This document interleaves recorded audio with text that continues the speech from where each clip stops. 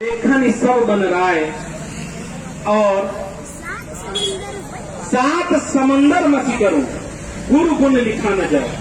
कबीर दास जी ने कहा कि गुरु का जो वर्णन है वो अनिर्वचनीय है, उसे कहा नहीं जा सकता है।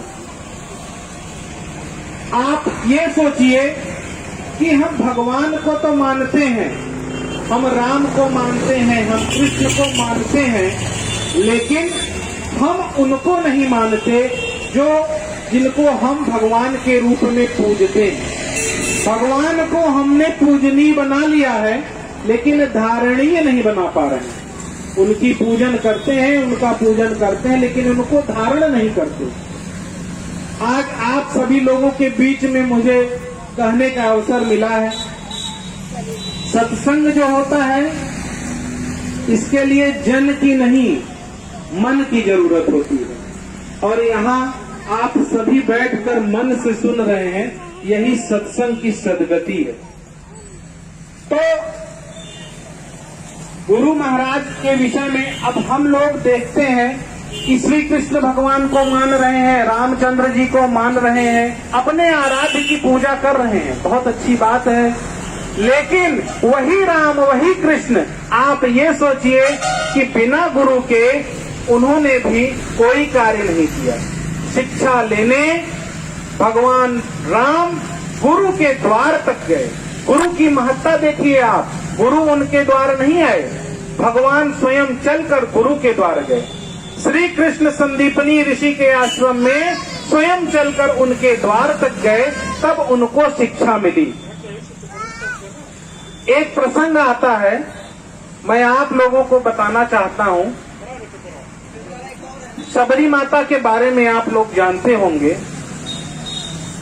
और शबरी से पहले भी ये जान लीजिए कि वाल्मीकि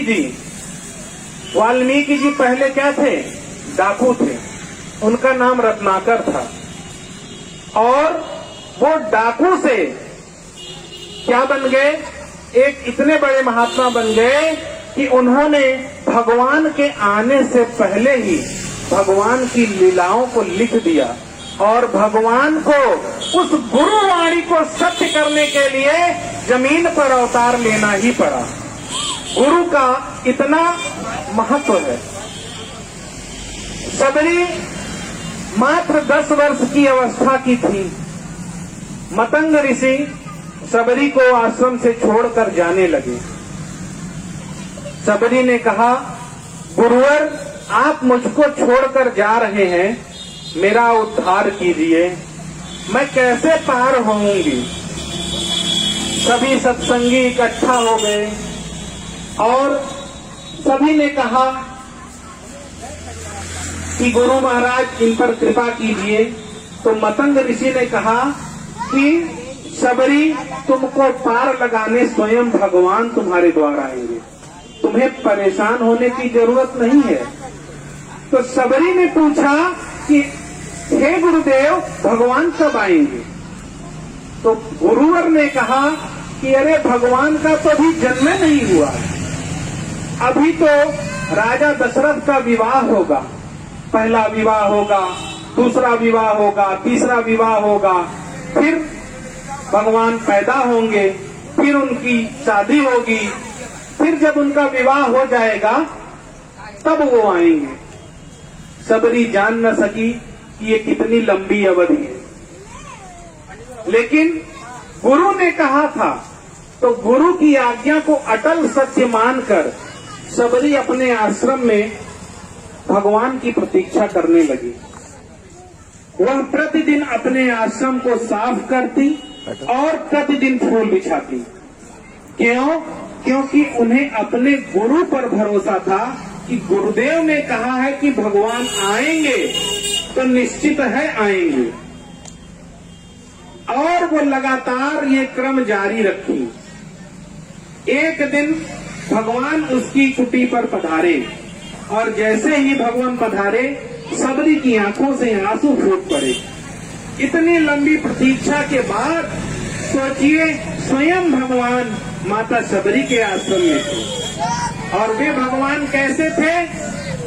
वे भगवान जिनको स्वयं की माताओं ने अपना जूठन नहीं खिलाया, उनको सबरी माता ने जूठन खिलाया और भगवान बड़ी प्रसन्न मुद्रा में खाते रहे। माता सबरी ने भगवान से कहा कि भगवान आपको आने में कष्ट तो नहीं हुआ? भगवान ने कहा, माँ तेरे प्रेम के समक्ष ये रास्ते के कष्ट तो कुछ भी नहीं, मैं तो तेरे प्रेम में आया हूँ। तो सबरी ने कहा, चलो भगवान, कभी कभी कुछ काम अच्छे भी हो जाते हैं। आप आए तो हो यहाँ किसी अन्य प्रयोजन के लिए, लेकिन उस प्रयोजन से आप मुझसे भी मिल लिए, ये बड़ा अच्छा कार्य हुआ। भगवान ने कहा, माता इस भ्रम में मत रहो कि मैं रावण को परास्त करने आया हूँ। मैं यहाँ पर पैदल चलकर मात्र तुमसे मिलने आया हूँ, और इसलिए मिलने आया हूँ कि किसी गुरु ने ये कहा था कि भगवान तुम्हारे द्वार आएंगे, उन्हीं के वाक्य को सच करने के लिए मैं यहाँ आया हूँ।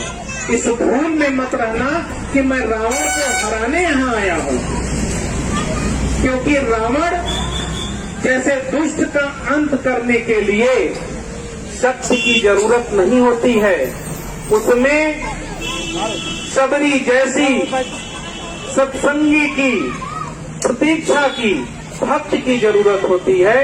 ऐसे लोगों से मिलकर, ऐसे पुनीत आत्मा